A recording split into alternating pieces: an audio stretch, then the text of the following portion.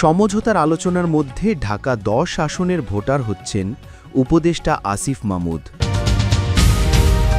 জাতীয় নির্বাচনের প্রস্তুতির শেষ ধাপে গণভোট নিয়ে সিদ্ধান্তের অপেক্ষায় ইসি। অতিথি শেখ হাসিনাকে ভারতকে ধীরে ধীরে আনলক করতে দিচ্ছে। নির্বাচনে বিএনপির নেতৃত্ব কে দেবেন, জিতলে প্রধানমন্ত্রী হবেন কে? দুই উপদেষ্টার পদত্যাগ দাবিতে শহীদ মিনারে প্রাথমিকের শিক্ষকরা। শুনছিলেন সংবাদ শিরোনাম, এবারে বিস্তারিত। নির্বাচনী আসন সমঝোতা নিয়ে আলোচনার মধ্যে ঢাকা ১০ সংসদীয় আসনে ভোটার হচ্ছেন স্থানীয় সরকার, পল্লী উন্নয়ন ও সমবায় মন্ত্রণালয়ের উপদেষ্টা আসিফ মাহমুদ সজীব ভুঁইয়া। সকালে স্থানীয় সরকার মন্ত্রণালয়ের জনসংযোগ কর্মকর্তার পাঠানো এক বার্তায় বলা হয়, উপদেষ্টা আসিফ মাহমুদ বেলা ৩টায় ধানমন্ডি থানা নির্বাচন কার্যালয়ে উপস্থিত থাকবেন। তিনি ধানমন্ডি থানার ভোটার হবেন। ঢাকা ১০ নির্বাচনী আসনটি ধানমন্ডি, নিউ মার্কেট, কলাবাগান ও হাজারীবাগ থানা নিয়ে গঠিত। বিএনপি এই আসনে এখনও প্রার্থী ঘোষণা করেনি, তবে জামায়াতে ইসলামী এই আসনে প্রার্থী ঘোষণা করেছে। জামায়াতের প্রার্থী সুপ্রিম কোর্টের আইনজীবী জসিম উদ্দিন সরকার। এর আগে মুরাদনগরের পুজোলা নিয়ে গঠিত কুমিল্লা ৩ আসনের ভোটার ছিলেন উপদেষ্টা আসিফ মাহমুদ। এই আসন থেকে তিনি নির্বাচন করতে পারেন এমন আলোচনাও শোনা গিয়েছিল। সম্প্রতি গুঞ্জন তৈরি হয়, বিএনপির সঙ্গে আসন সমঝোতা হলে সরকার থেকে পদত্যাগ করে ঢাকা ১০ আসনে নির্বাচন করতে পারেন আসিফ মাহমুদ। বিএনপি এই আসনে প্রার্থী ঘোষণা না করায় গুঞ্জন আরও জোরালো হয়। এখন আসিফ মাহমুদের এই আসনের ভোটার হতে যাওয়ার মধ্যে দিয়ে গুঞ্জনটি আরও পাকাপোক্ত হচ্ছে। ইসির কর্মকর্তারা বলছেন, মোটা দাগে জাতীয় নির্বাচনের বড় প্রস্তুতির মধ্যে আছে ছবিসহ ভোটার তালিকা তৈরি, সংসদীয় আসনের সীমানা পুনর্নির্ধারণ, ভোটকেন্দ্র স্থাপন, ভোটের জন্য প্রয়োজনীয় কেনাকাটা, নির্বাচনী দায়িত্ব পালনকারী কর্মকর্তাদের নিয়োগ ও প্রশিক্ষণ, নতুন রাজনৈতিক দলের নিবন্ধন ও দেশি পর্যবেক্ষক সংস্থার নিবন্ধন দেওয়ার মতো কাজগুলো। এর মধ্যে বেশ কিছু প্রস্তুতি নির্বাচনের তফসিল ঘোষণার আগে শেষ করতে হয়। এই ধরনের প্রস্তুতিমূলক কাজগুলো প্রায় শেষ পর্যায়ে। ত্রয়োদশ সংসদ নির্বাচন সামনে রেখে ভোটার তালিকার কাজ প্রায় শেষ। খসড়া অনুযায়ী এবারের নির্বাচনে মোট ভোটার ১২,৭৬,১২,৩৮৪ জন। আগামী ১৮ নভেম্বর চূড়ান্ত ভোটার তালিকা প্রকাশ করা হতে পারে। প্রায় ৯ মাস আগেকার কথা। ঢাকায় শেখ মুজিবের বাসভবন ৩২ নম্বর ধানমন্ডি ভাঙচুরের পর বাংলাদেশ সরকার একটি বিবৃতি দিয়ে অভিযোগ করে, ভারতে অবস্থানরত শেখ হাসিনাই সোশ্যাল মিডিয়াতে লাগাতার মিথ্যা ও উস্কানিমূলক বক্তব্য দিয়ে পরিস্থিতিকে অস্থিতিশীল করে তুলতে চাইছেন এবং ভারতের উচিত তার মুখে রাশ টেনে ধরা। ঢাকায় নিযুক্ত ভারতীয় রাষ্ট্রদূতকে তলব করে জানানো হয় আনুষ্ঠানিক প্রতিবাদও। ঠিক তার পরদিনই ভারতের পররাষ্ট্র মন্ত্রণালয় পাল্টা বিবৃতি দিয়ে দাবি করে, শেখ হাসিনা যা বলছেন তা তিনি ব্যক্তি শেখ হাসিনা হিসেবে, মানে তার ইন্ডিভিজুয়াল ক্যাপাসিটিতে বলছেন এবং ভারত সরকারের সেখানে কোনো ভূমিকাই নেই। ভারতকে নেতিবাচক দৃষ্টিতে তুলে ধরলে বা বাংলাদেশের অভ্যন্তরীণ প্রশাসনিক ব্যর্থতার জন্য ভারতকে দায়ী করলে তা যে দ্বিপাক্ষিক সম্পর্কের জন্য সহায়ক হবে না মনে করিয়ে দেওয়া হয় সেটাও।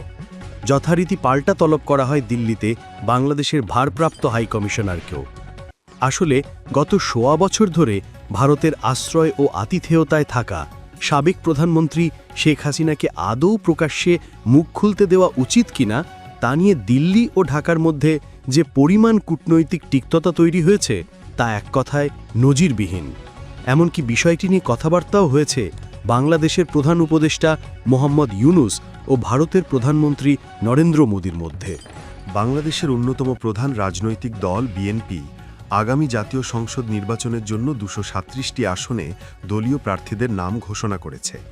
সেই তালিকার শীর্ষে আছেন দলটির চেয়ারপারসন খালেদা জিয়ার নাম, যিনি কয়েক বছর ধরেই শারীরিকভাবে অসুস্থ হওয়ায় চিকিৎসাধীন আছেন। দলটির ঘোষণা অনুযায়ী মিসেস জিয়া ৩টি আসনে দলীয় প্রার্থী হবেন, আর গত কয়েক বছর ধরে দলটির সাংগঠনিক কর্মকাণ্ড পরিচালনা করা ভারপ্রাপ্ত চেয়ারম্যান তারেক রহমান বগুড়ার একটি আসন থেকে প্রতিদ্বন্দ্বিতা করবেন। কিন্তু দলটির নির্বাচনী প্রচারে কে নেতৃত্ব দেবেন আর নির্বাচনে জিতলে কে সরকারের প্রধানমন্ত্রী হবেন তা নিয়ে দলটির পক্ষ থেকে আনুষ্ঠানিকভাবে কোনো কিছু জানানো হয়নি।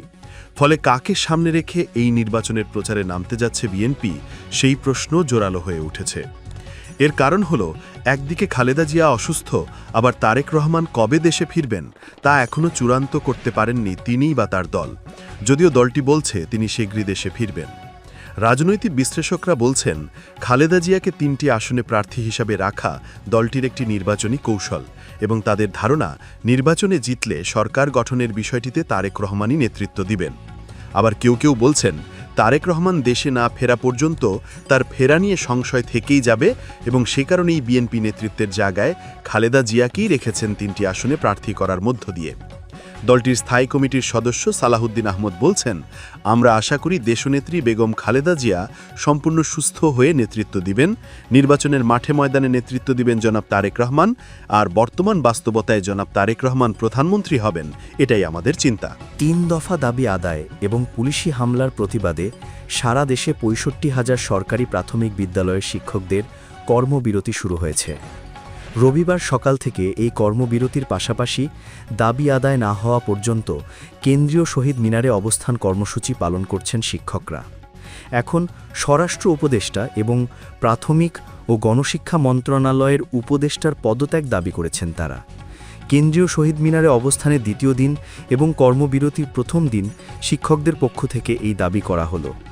আন্দোলনকারী শিক্ষকদের নেতা মোহাম্মদ শামসুদ্দিন মাসুদ রবিবার এক বিজ্ঞপ্তিতে এ তথ্য জানান। প্রাথমিক শিক্ষক দাবি বাস্তবায়ন পরিষদের পক্ষ থেকে দেওয়া এই বিজ্ঞপ্তিতে বলা হয়, 3 দফা দাবি বাস্তবায়ন না করা, শাহবাগে নিরীহ শিক্ষকদের ওপর অতর্কিত হামলা, রাবার বুলেট, জলকামান, টিয়ার শেল, সাউন্ড গ্রেনেড নিক্ষেপ ও লাঠিচার্জ করে শত শত শিক্ষককে আহত করার দায় হিসেবে স্বরাষ্ট্র উপদেষ্টা এবং প্রাথমিক ও গণশিক্ষা উপদেষ্টার পদত্যাগ দাবি করা হয়েছে। সহকারী শিক্ষকদের 3 দফা দাবি হল, 10ম গ্রেডে বেতন নির্ধারণ, 10 ও 16 বছর পূর্তিতে উচ্চতর গ্রেড সমস্যা সমাধান ও শতভাগ বিভাগীয় পদোন্নতি। ঘোষিত কর্মসূচির অংশ হিসেবে গতকাল শনিবার থেকে শহীদ মিনারে অবস্থানের পর বিকালে শাহবাগে এলে প্রাথমিক বিদ্যালয়ের শিক্ষকদের ছত্রভঙ্গ করতে সাউন্ড গ্রেনেড ছোড়ে পুলিশ। এতে ছত্রভঙ্গ হয়ে পড়েন শিক্ষকরা। একাধিক শিক্ষক আহত হন, আটক হন বেশ কয়েকজন শিক্ষক। শাহবাগ থানায় আটকদের মুক্তি ও আহতদের সুচিকিৎসা এবং পুলিশি হামলার প্রতিবাদে রাত 12টা 1 মিনিটে শহীদ মিনারে মোমবাতি প্রজ্বলন কর্মসূচি পালন করেন শিক্ষকরা।